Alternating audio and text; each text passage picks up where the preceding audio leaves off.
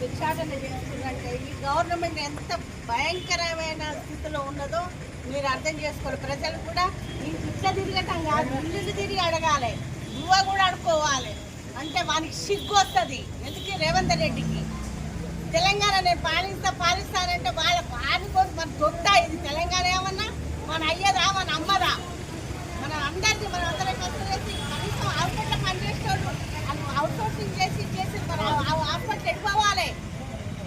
వాళ్ళు ఎంత భయంకరమైన పనులు చేస్తుంది, ఎత్తిపోతుండ్రు రోగులకు. ఇప్పుడు బజార్కి ఎక్కినట్టే వాళ్ళకి భోగి లేకనే కదా ఎక్కింది. మరి ఎందుకు ఆలోచించలేకపోతుండు రేవంత్ రెడ్డి? ఈ తెలంగాణ గవర్నమెంట్ ఆయన అట్లా చేసిండు, నేను ఇట్లా చేసిండు, కేసీఆర్ అట్లా చేసిండు. కేసీఆర్ దాన్ని దేనికి పనికిరాడు, కేసీఆర్ కింద వీడు.